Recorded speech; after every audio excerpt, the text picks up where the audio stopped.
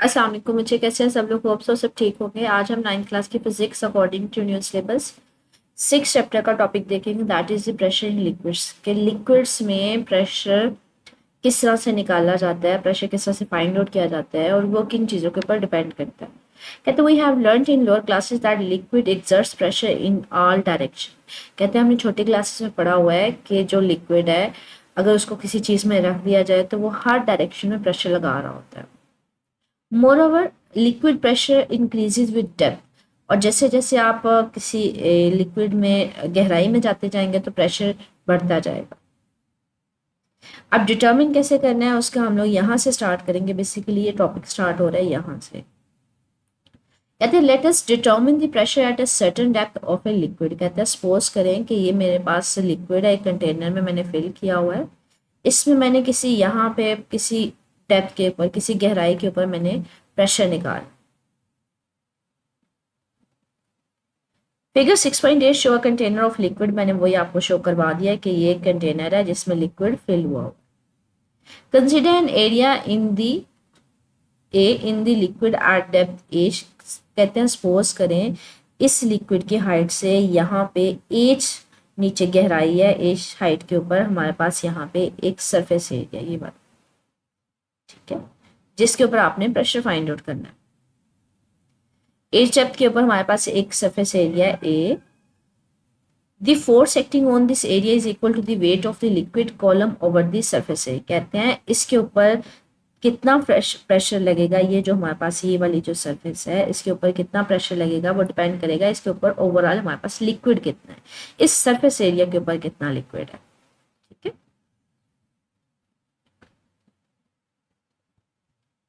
The force acting on this area is equal to the weight of the liquid. मैंने वही बात किया, उसके ऊपर कितना लिक्विड है। The volume of the liquid, हमारे पास वॉल्यूम जो है लिक्विड का वो कैसे निकालेंगे, वो एक वो सरफेस एरिया को मल्टीप्लाई कर देंगे हाइट के साथ। पीछे हमारे पास पता है क्या होता है, वॉल्यूम क्या होता है? वॉल्यूम होता है जब आप किसी की तीन साइड्स को मल्टीप्लाई करते हो। अगर आपने क्यूब के केस में वॉल्यूम निकालना हो तो उस केस में आप क्या करते हो, उसकी तीन साइड्स को मल्टीप्लाई करते हो। अब अगर आप इस सरफेस एरिया के केस में इस कंटेनर में हम लोग निकालना चाह रहे हैं, तो अगर आप इसका वॉल्यूम फाइंड आउट करना चाहें कि ओवरऑल इसके ऊपर कितना लिक्विड का वॉल्यूम है जो इसके ऊपर फोर्स एक्सर्ट कर रहा है, तो आप करेंगे कि इसके ऊपर हमारे पास हाइट कितनी है इसकी, ठीक है, टॉप से लेके, और इसका अपना एरिया कितना है। एरिया जो होता है दो साइड्स को मल्टीप्लाई किया जाता है, विड्थ को और थिकनेस को। हमारे पास तीन साइड्स को मल्टीप्लाई करें ना तो हमारे पास वॉल्यूम बनता है, हाइट, विड्थ और लेंथ। तो इस सरफेस एरिया की लेंथ कितनी है मेरे पास, वो ये है। इसकी विड्थ कितनी है, वो ये है। तो ये दोनों मिलके आपको क्रॉस सेक्शन एरिया दे रहे हैं। और इसके ऊपर टोटल हमारे पास लिक्विड की हाइट कितनी है, वो ये हमारे पास एच है। तो आप तीन साइड्स को या फिर कह लें क्रॉस सेक्शन एरिया जो दो साइड्स है, थिक इसकी विड्थ और लेंथ, इसको जब आप किससे मल्टीप्लाई करोगे हाइट के साथ, तो वो आपको क्या दे देगा, वॉल्यूम दे देगा। If rho is the density of the liquid then mass of the liquid column will be. कहते हैं अगर हम कहेंगे जो रो है वो जो मैंने जो लिक्विड लिया है उसकी डेंसिटी है, तो अगर आप फाइंड आउट करें कि हमारे पास ओवरऑल जो मैस होगा इसका, जिसका इस सरफेस एरिया के ऊपर हमारे पास होगा लिक्विड कॉलम का कितना मैस आएगा, वो हम निकाल सकते हैं। आप लोगों ने फार्मूला पढ़ा होगा डेंसिटी का। डेंसिटी का फार्मूला होता है mass per unit volume. Density rho is equal to mass per unit volume होता है। ठीक है, ये आपके पास डेंसिटी का बेसिकली फार्मूला होता है। अब अगर मैं ये फाइंड आउट करना चाह रही हूँ कि इस सरफेस एरिया के ऊपर कितना मेरे पास मैस है लिक्विड का, तो आप क्या करें, मैस को इधर रहने दें, वॉल्यूम को इधर मल्टीप्लाई कर दें, तो ये आ जाएगा रो वी। वॉल्यूम मैंने अभी कहा है कि आपके पास उस सरफेस एरिया के ऊपर कितना लिक्विड का वॉल्यूम है, आप उसके सरफेस एरिया को हाइट के साथ मल्टीप्लाई कर दें तो आपके पास ये फार्मूला आ जाएगा। ये मैस की वैल्यू आ गई, वो मैस जो इस लिक्विड सॉरी सरफेस एरिया के ऊपर लिक्विड का प्रेजेंट है।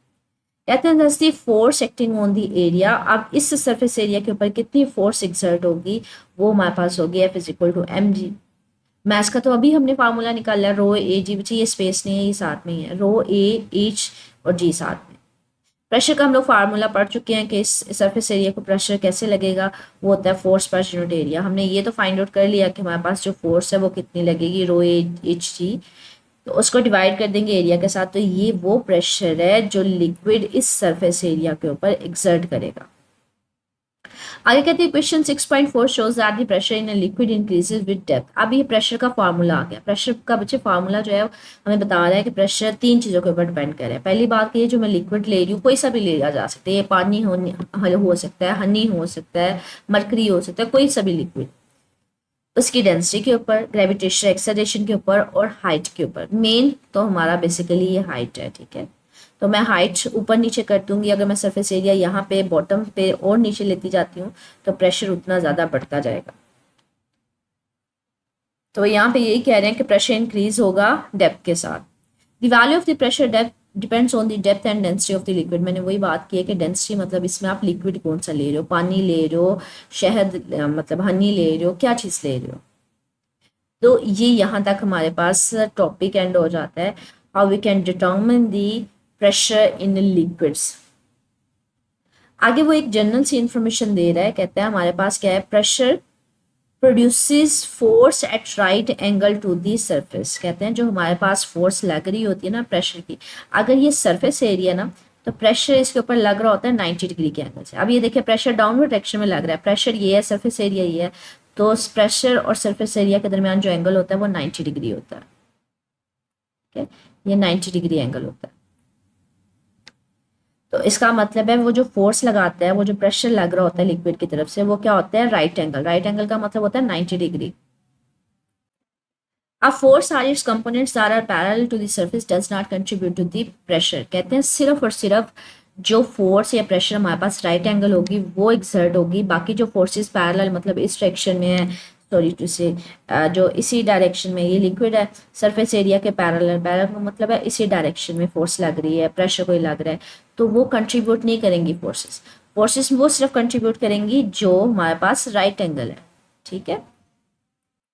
The pressure by definition is only contributed by the normal component of the force। तो सिर्फ और सिर्फ प्रेशर वो एक्सर्ट होगा जो राइट एंगल पे होगा या फिर नॉर्मल कंपोनेंट होगा, सिर्फ वो फोर्स एक्सर्ट होगी। That is the force in a liquid that pushes directly against the surface and add up to net force is perpendicular to the surface. कहते हैं इसका मतलब है सिर्फ और सिर्फ वो फोर्स रिस्पॉन्सिबल होगी जो इस सरफेस एरिया को पुश करेगी नीचे की तरफ, ठीक है।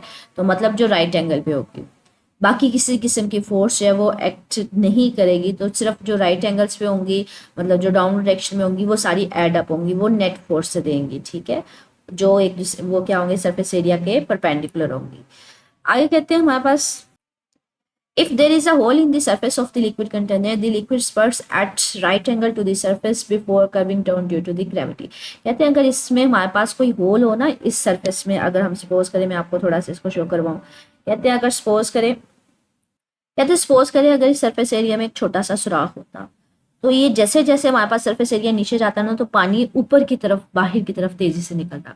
वो लहदा बात है, वो बाद में दोबारा से ग्रेविटी की वजह से नीचे ही आ जाता, लेकिन वो ऊपर तेजी से ऊपर की तरफ निकलता। तो ये एक रीजन होती है कि हमारे पास जो फोर्स लग रही होती है वो सिर्फ और सिर्फ हम राइट एंगल में लेंगे, या तो अपवर्ड भी हो सकती है वो डाउनवर्ड भी हो सकती है, सिर्फ राइट एंगल लेनी है जो सरफेस। तो ये जस्ट एक एक्सेस अमाउंट ऑफ इंफॉर्मेशन है कि हमारे पास प्रेशर वो सिर्फ फोर्स लगाया गया या सिर्फ उस फोर्स की वजह से प्रेशर होगी जो इस सरफेस के राइट एंगल पे होगी। मतलब ये वाला भी हो सकता है डाउनवर्ड होगी या फिर अपवर्ड डायरेक्शन में होगी, मतलब इस सरफेस के राइट एंगल पे होनी चाहिए।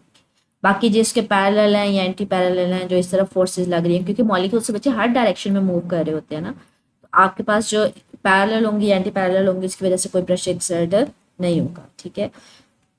अब आगे देखिए ये क्वेश्चन पूछा किस तरह से जा सकता है। अच्छा ये शॉर्ट क्वेश्चन है आपके पास 6.8 what is the relationship between liquid pressure and the depth of the liquid. तो वो भी हमने फार्मूला जब फाइंड आउट किया तो हमने देखा प्रेशर जो होता है वो हाइट के ऊपर डिपेंड करता है। जितनी आप डेप्थ पे जाते जाओगे हाइट बढ़ती जाएगी, डेप्थ के केस में तो आपके पास प्रेशर भी क्या होता जाएगा, बढ़ता जाएगा।